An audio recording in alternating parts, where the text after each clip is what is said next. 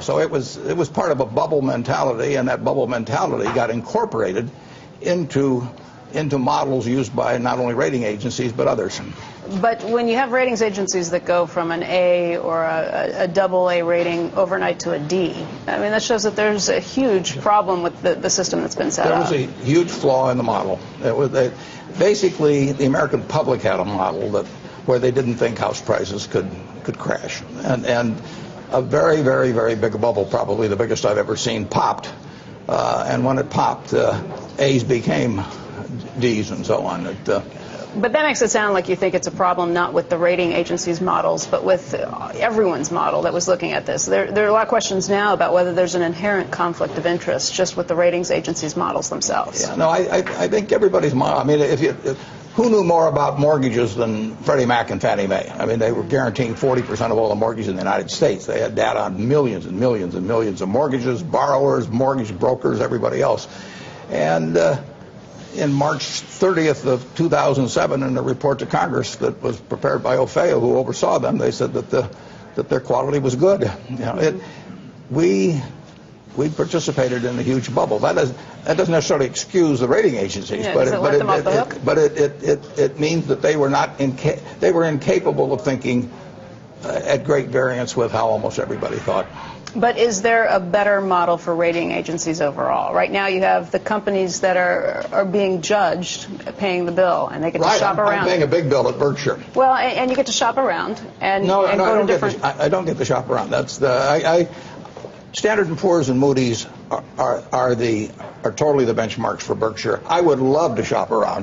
Believe me, I have no pricing, no negotiating power with either Standard & Poor's or Moody's. AM Best is a specialist in the insurance field too. But believe me, if somebody came and offered me ratings at half the price of Standard & Poor's or Moody's, I would love to do it. But I can't do it. The market demands that I be rated by Standard & Poor's and Moody's. The market demands it because of the government laws that are set up requiring it demands it for a couple of reasons. One is Moody's and Standard & Poor's were there first. They've been around forever.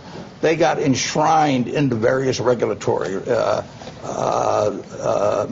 regulations. I mean, we have a life insurance company. It tells us what we can do in terms of triple B or in terms of A and all of that sort of thing. So state after state has regulations relating to insurance companies that ties in with the rating agencies, and the agencies are specified.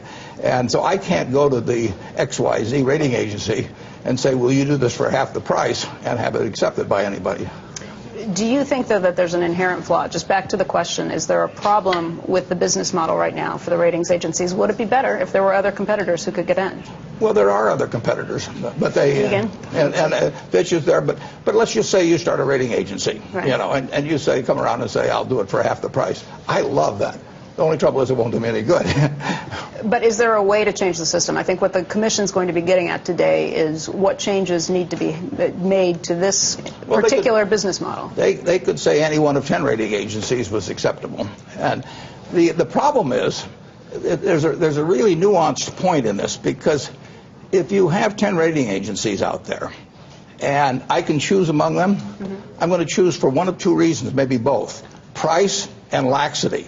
I mean, in a sense, having a monopoly or a duopoly arrangement means that the rating agencies can be independent of the people. It's the same problem, you know, basically as with newspapers. If you have 10 newspapers in a town and they're getting their revenue from the local department stores and grocery stores and so on, they are likely to be less independent than if there's only one newspaper, because that newspaper can thumb their nose and the department store still has to buy ads in the paper. Right. There are two proposals in Congress that have gotten a lot of play. One is from Congressman Barney Frank, who takes a look at this idea that, look, we're just not going to give them the government mandate for them to be required anymore, so that will therefore create a lot of competition in the marketplace. The other is from Senator Al Franken, who says we'll set up a government oversight board that tells you where you're going to go to get your ratings. Do either of those models make sense? Well, I'd have to see more details. I think that the market will continue to demand from the brand names. I mean, I wish it weren't the case. I mean,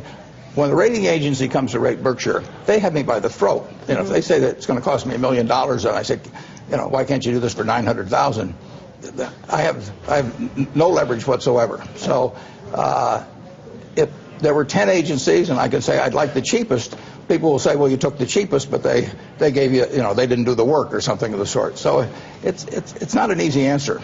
So there's not necessarily a clear solution that cuts out any sort of conflict of interest along the way? No, our solution as a buyer of securities is we don't use rating agencies. I mean, I don't think, and I doubt if PIMCO does, for example, or BlackRock. I mean, our job is to rate credit ourselves. We do not outsource that to rating agencies. The world does, and it has